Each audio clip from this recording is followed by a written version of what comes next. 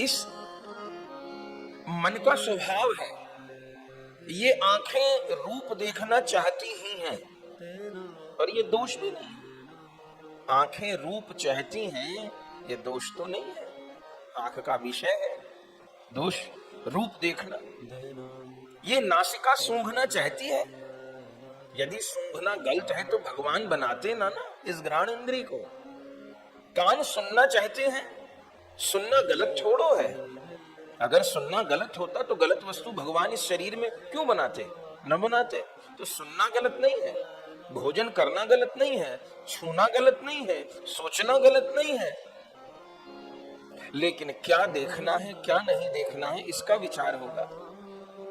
पर ये तो सत्य है, आंखें रूप की प्यासी होती हैं, और इस जगत के रूप की ओर से विरक्ति कब होती है, इस जगत के शब्द की ओर से विरक्ति कब होती है, इस जगत के गंध स्पर्श की ओर से विरक्ति कब होती है, जब दिव्य रूप, दिव्य शब्द, दिव्य गंध, दिव्य स्पर्श उस भाग्यवान साधक को प्राप्त होता है। और वह दिव्य रूप, वह दिव्य शब्द, वह दिव्य गंध, वह दिव्य स्पर्श कहीं और है नहीं इनके बिना, कहीं और है ही नहीं इनके बिना। तो गुरु अनुगत्य में भजन करते गुरु कृपा से धीरे धीरे उस दिव्य राज्य से परिचय होता है। उस दिव्य राज्य में, उस दिव्य लीला में, उस दिव्य रूप रस शब्द गंध स्पर्श के जगत में प्रवेश कहां से है? प्रवेश गुरु कृपा से है, और उस प्रवेश द्वार की अनिवार्यता है नाम निष्ठा। प्रथम गुरु निष्ठा है, गुरु निष्ठा का प्रसाद फिर नाम निष्ठा है, फिर नाम निष्ठा का प्रसाद रूप निष्ठा है, फिर रूप निष्ठा का प्रसाद लीला में निष्ठा है, फिर लीला में निष्ठा का प्रसाद श्रीधाम में निष्ठा है। प्रारंभ गुरु निष्ठा से है।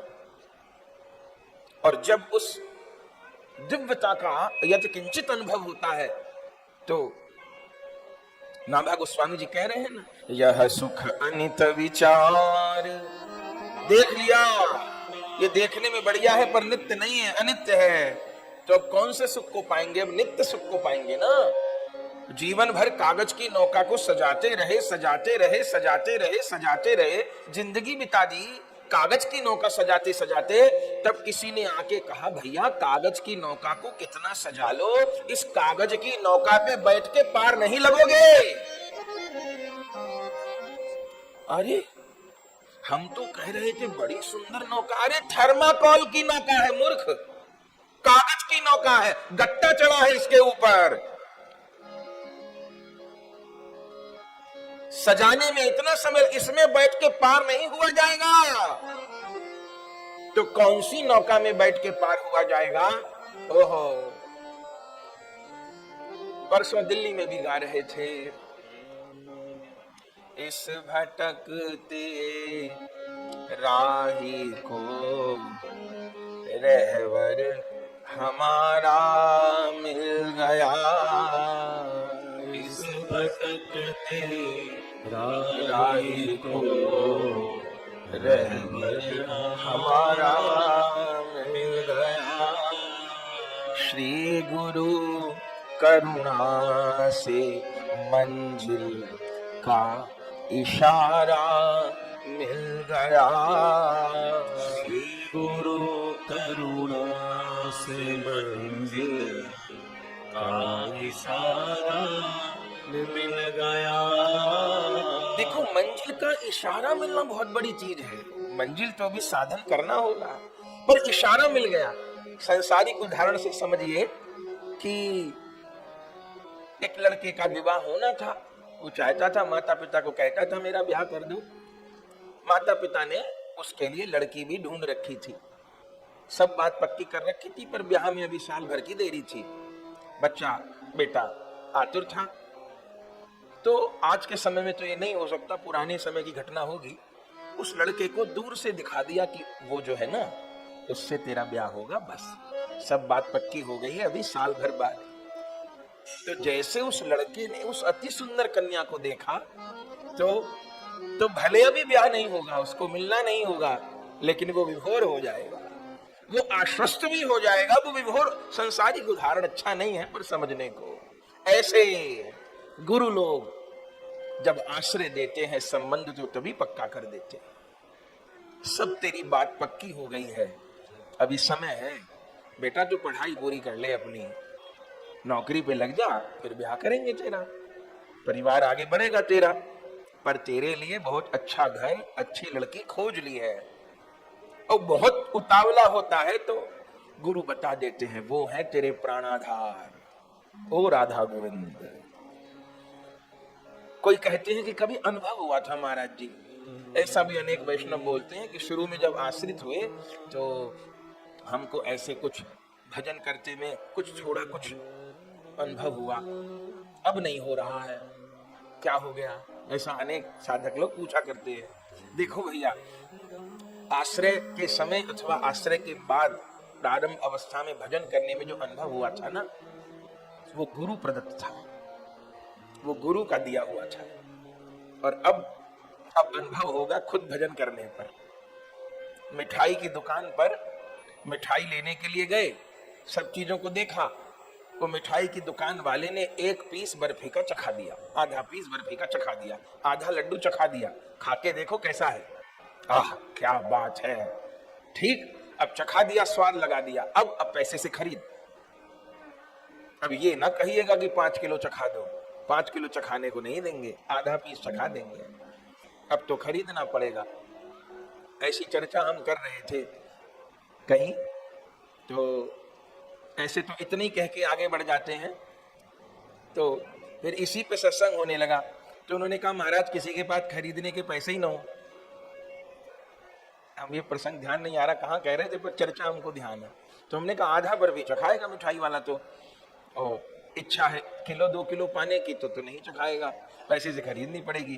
तो एक वैष्णव बोले महाराज जी पैसा ही ना हो किसी के पास खरीदने का, तो क्या है? हमने कहा मिठाई वाले क्या नौकरी कर ले, फिर हलवाई क्या नौकरी कर ले, वहां सेवा करे तो रोज 100-200 ग्राम मिठाई खाने को मिल जाएगी, फिर नौकरी करने से क्या कहना। तो मिठाई वाला आधा पीस चखाता है, थोड़ी मिठाई चखाता है, अब धन से लेना होगा। ऐसे ही जो प्रारंभ में अनुभव होता है वो गुरु प्रदत्त होता है। गुरुदेव नाम भी प्रदान करते हैं और नाम जपने की शक्ति भी प्रदान करते हैं, क्योंकि हम एक परंपरा से कनेक्ट होते हैं। वो मंत्र भी देते हैं, मंत्र दृष्टा को भी देते हैं, मंत्र के ऋषि को भी देते हैं, मंत्र परंपरा से जुड़ाव हो जाता है। प्रारंभ में अनुभव होगा, वो गुरु प्रदत्त होगा, अब उसको बढ़ाना होगा। बढ़ाना भी उन्हीं के दिए धन से है ना, अपने धन से छोड़ो है। उन्होंने जो नाम मंत्र दिया है, स्वरूप दिया है, उसी से उस धन को बढ़ाना है। लेकिन अब साधन करना होगा। तो जैसे एक माँ बाप ने बेटे का, अपने बेटी का या बेटे का संबंध पक्का कर दिया था, पर पहले तो कितने पहले संबंध पक्के हो जाते थे, पर अब तुझे पढ़ाई पूरी करनी है, अपनी पढ़ाई कर ले, नौकरी पे लग जा, तब फिर तेरा ब्याह करेंगे। तो जिस क्षण गुरुदेव आश्रय प्रदान किए उसी क्षण भूले भटके जीव का संबंध पक्का कर दिए। तो जैसे किसी युवक को उसके माता पिता बता दें कि उससे तेरा ब्याह होगा, बहुत अच्छा घर, बहुत अच्छी लड़की है, पर तू अपनी पढ़ाई पूरी कर ले, अच्छी नौकरी पे लग जा, तेरा खूब अच्छे से हम ब्याह करेंगे।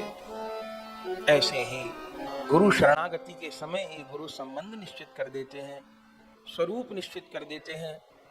अब साधक को भजन करके उस दिव्य लीला राज्य में प्रविष्ट होना। तो कोई कागज की नौका को सजा रहा था, थर्माकोल की नौका को सजा रहा था, देखने में बहुत अच्छी नौका थी। जो नौका गंगा जी में चलती हैं, थोड़ी पुरानी भी हो जाती हैं, रंग रोगन भी छूट जाता है कहीं से कुछ, तो वो थर्माकोल की कागज वाली गत्ते वाली नौका बहुत अच्छी लग रही थी देखने में। सारा घर परिवार सजाने में लगा था। तभी किसी ने आके कहा भैया इस नौका को आप सजा तो रहे हो, पर ये सोच रहे हो यदि इस नौका में बैठ के पार हो जाओगे तो पार नहीं हो सकोगे। तो जब किसी को ये पता चल जाएगा कि जिस नौका को मैं जिंदगी भर सजा रहा हूं, ये नौका बस देखने दिखाने के लिए है, पार करने के लिए नहीं है, तो सत्य बताइए फिर कौन उस नौका को सजाएगा? फिर विरक्ति हो जाएगी, फिर वो उस पे सोने की नक्काशी नहीं करेगा, उस पे हीरे नहीं जड़ेगा। फिर तो वो किसी लकड़ी की नौका को बनाने की तैयारी करेगा, और वो लकड़ी की नौका का तो ना के बराबर मोल है ना। वो जो सोने चांदी की नौका बना रहे थे वो तो बहुत सब संपत्ति उसी में खर्च किए दे रहे थे, लेकिन नाम वाली नौका तो बिना मूल्य के, अमूल्य होते हुए बिना मूल्य के मिलती है।